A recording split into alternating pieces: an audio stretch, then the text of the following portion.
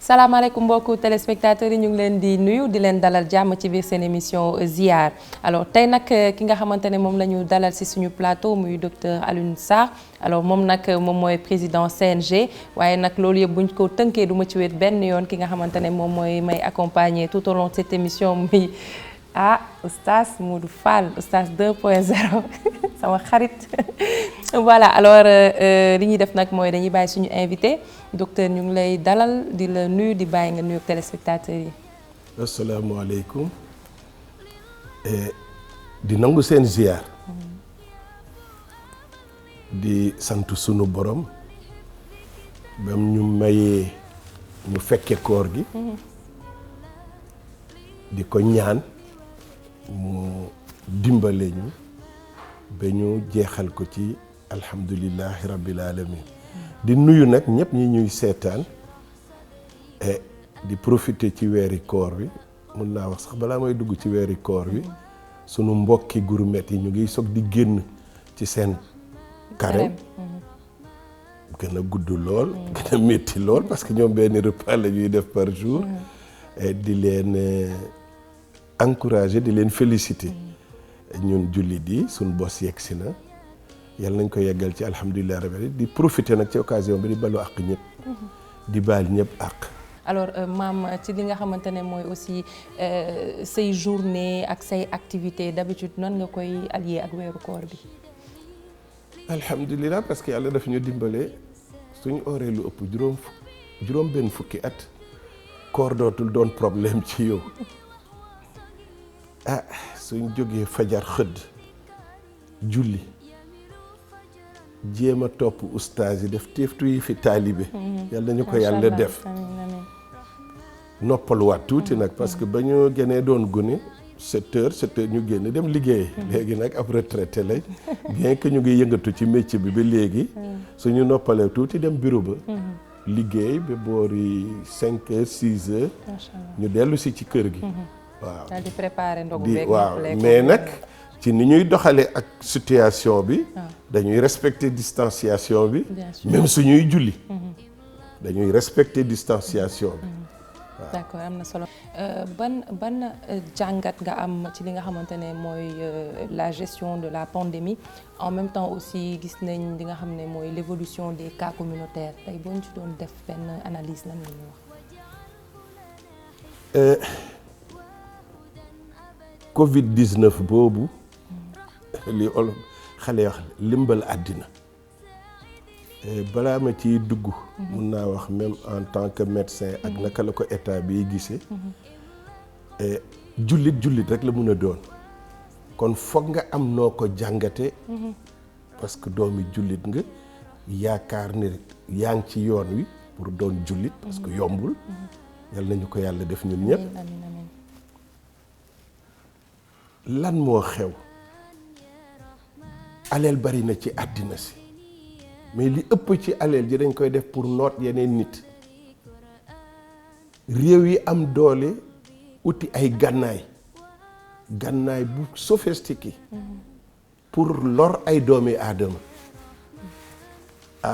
ñun nag ñu gis ne subhanahu wa taala dafa départ am lu tuuti lu kenn gisul mu yónnee ko te commencé ko nag ci ñi am doole aleel ja mënu ca dara ngànnaaye mënu ca dara am na benn réew boo xam ne duma ko tudd mais seen premier ministre toog na ne liñ jéem nañ lépp mënuñ ci dara nañ bàyyi yëfeeg yàlla est-ce que jëfeeg yàlla ñoom gëm nañ yàlla est-ce que ñu ngay def la yàlla santaane donc loolu thème de philosophie la ñuy wax rek pour ku nekk jéem ci gis boppam jéem a seet ndax doonul responsable li xew pour ñëw nag ci virus bi nee nañ Chine la déparé ci côté scientifique bi jaaxal ñëpp nag li xam-xam di bari ci àddina li moyen technologique bari pour nit ñi mën a gëstu yëf yi yegg si jaaxal ñëpp faat ñu bari ci diir yu gàtt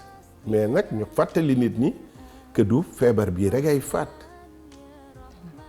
sibiru bi ñuy wax li muy faat par at moo ëpp fuuf li virus bii di faat xanaa délai bee gàtt rek Ebola jaar na fi, Sida jaar na fi, peste jaaroon na fi, ngas jaar na fi, lu nekk jaar na fi.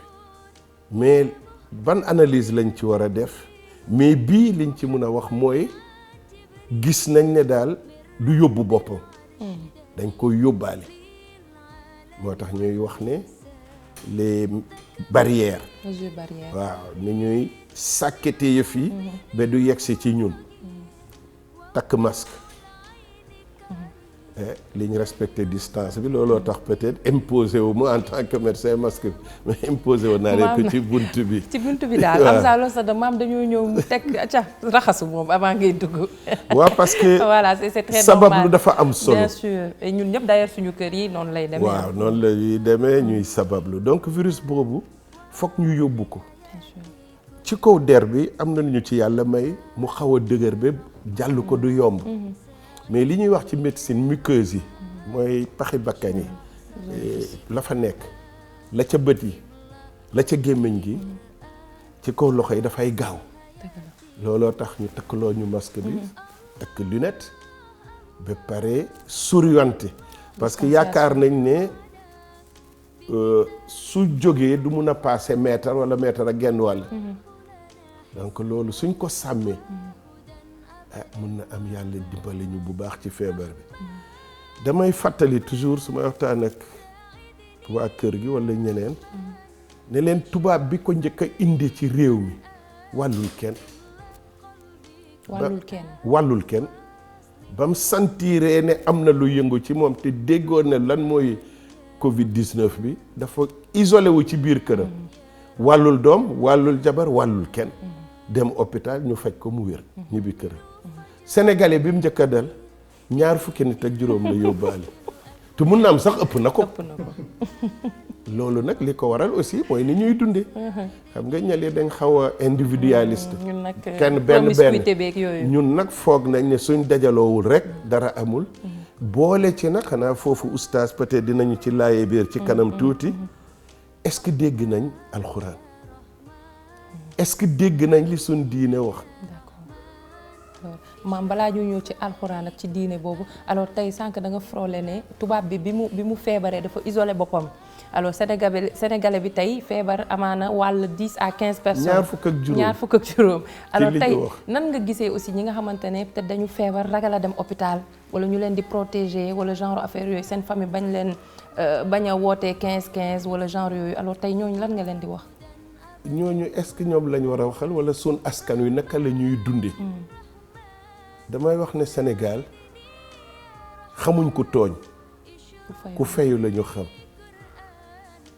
fii suñ façon ñun sénégalais nii ñuy dunde moo tax ma waxoon tout à l'heure problème religieux bi ak kii parce que da ngay am gis nit ku feebar wala ku nit kuy def nu dul noonu mais kenn du ko wax mu jëm kaw li tubaab bi wax dañ lay caresser dans le sens du poil loolu du arranger dara parce que tey nit feebar du gàcce ku nekk mun nga feebar rawatina façon ngi feebar bi suñ ne woon tey feebar bu ñuy jëlee ci sëy la feebar bu ñuy jëlee ci càcc nga dem sàcc mu dal la fa nga dem njaaloo ba leen ma ci terme bi mu dal la fa loolu peut-être jar na nëbb mais loo xam ne bàyyiwul buur bàyyiwul dak bàyyiwul sëriñ bàyyiwul taalibe mais pour yow sowe sa bopp sowe sa askan ku mu dal dañ ko war a wax donc suñ éducation ni ñu déggee suñ société foog naa foofu la problème amee. d'accord am na solo mais maam dama la poser benn question te gis naa ne xawma ci tontu vite fait rek gestion bi nan nga ko gisee. li tubaab di wax une œuvre humaine n'est jamais parfaite. yëfi nit mënul sotti yàlla rek a mun a sottal mais ni ko Sénégal jëli ci expérience bi ma am ci médecine quand même ñeent fukki at ak juróom. am ci woon ay responsabilité approche bi yaakaar naa ne baax na du tere nag gis-gis di wuti ci lépp nag taati garab gi mun na doon benn reen yi mun na doon benn mais banqaas yi mun nañ wuti mais lépp benn garab gi la waaw mais nag may lancer appel ñi nekk di yëngatu ci biir ak Sénégal yëpp ñu moytu werante werante du avancer dara. déedéet. waxtaan oustaz ne lii laa indi comme argument nga ne lii laa indi comme argument mooy dëgëral ànd. débat di mais li nga wax baaxul te mënoo fa teg leneen day yàq société. waaw donc ni ko état ba jëlee approche baax na xam nga ñu bëree ngay wax ne lu tax duñ dépister ñëpp. mais dépister ñëpp. waaw maam loolu aussi est-ce que du solution aussi. est-ce que ban solution la ci suma gis-gis. parce que tey soo dépister woon ñëpp. est-ce que di nga mën a confiner ñëpp. est-ce que di nga ko mën. mu wóor la ne foo jëlee téeméeri nit juróom-ñeent fukk yi ak juróom peut-être dinañ am virus bi ba dem te duñ ko yëg ñoom ci seen bopp. waaw dinañ ko am ba wér ba dem te duñ ko yëg. ñaata nit ñooy loru ci virus bi. mooy porteur sain yi. waaw porteur sain comme ni ñu am habitude di ko wax. mais nag soo seetloo aussi virus bi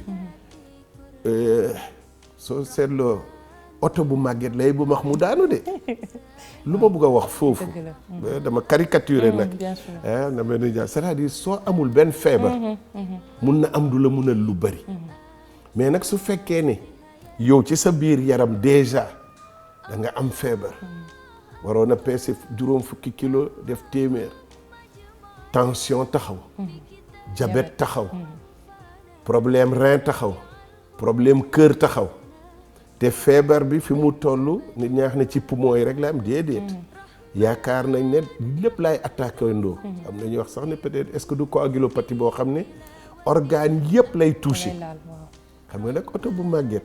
mun na di koccal mais su dajeeg benn char mu dal ci ko tasaaroo rek dafay des waaw moo tax ñuy ñaan feebar bi. kër yi mu dugg yàlla bu mu fa fàttati kenn. amiin amiin yi mu duggagul yàlla bu mu fa yegg. amiin je pense que message bi jàll na et que léegi nag maam balaa ñuy tàggoo dañ lay laaj rek tey ban thème nga bëggoon oustaz waxtaanee. jamono ju nekk de dafa war a dëppoo ak ni ko nit ñi war a dunde fi mu nekk ñëpp ku yëngatu fi mu nekk coronavirus bi jaaxal na la. comme ay jullit lañ. waaw ma laaj oustaz. lan la alxuraan wax ci su fekkee ne doomi aadama yi def nañ ko ci la balaa di wàcc.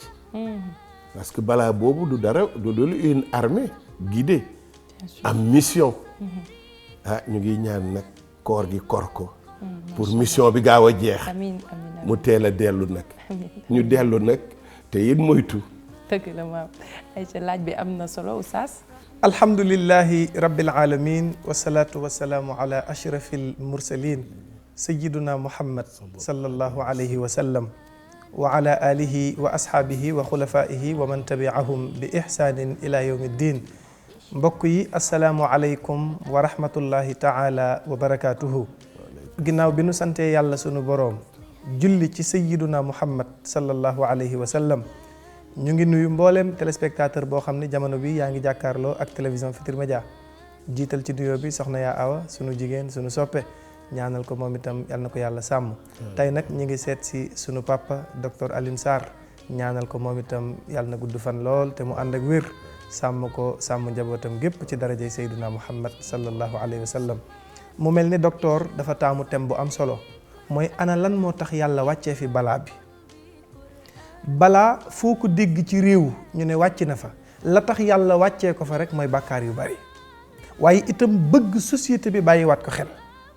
yàlla dem na ba gisatul boppam ci société bi génnee nañ ko ci suñu bopp lu waay di wax yàlla ngay mujjee bu neexee sama sëriñ génnee yàlla kenn waxatul ne insha allah mbon gi bari ci sunu biir yàqante bi bari ci sunu biir sosalante bi bari ci sunu biir ñàkk a wax dëgg gi bari ci sunu biir léeg-léeg nga gis kuy wax te la muy wax wóor na ko ni ak tëraayu bàmmeelam li muy wax du dëgg.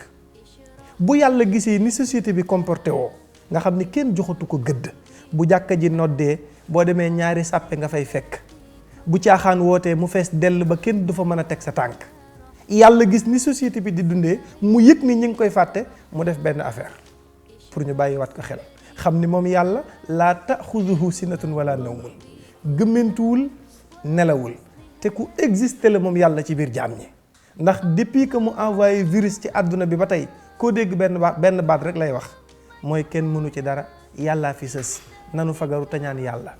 kon nag ñi ngi ñaan yàlla moom mi fi wàccee virus bi nga xam ni dara taxul mu wàccee ko fi lu dul bëgg ñu joxaat ko sunu bopp, bëgg ñu dëkk ma laat ko jox ko sunu bopp. waaye nanu bàyyi xel ni bis bu ko fi jëlee it nanu sax ci jaamu yàlla. nitu yont yàlla Yunus ya dañu daan def bu ñu duggee ci gaal gi ba yàlla yëngal vague yi dañuy tiit ne yàlla muccal ñu, bu nu demee ca biir delluwaat ca dëkk ya danañu la jaamu. fa ida rakibu fil fulki daawu llaha muxlisina lahu diin.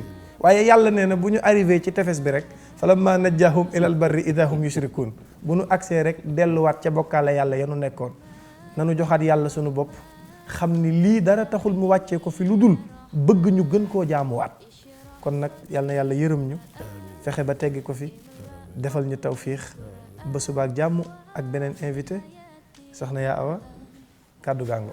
jërëjëf oustaz ci leeral yooyu nga indi. ñu ngi remercier aussi ki nga xamante ne moo nekkoon suñu invité tey docteur Alioune Sarr. donc ñu ngi leen di jox rendez-vous demain incha allah ak beneen invité. au revoir.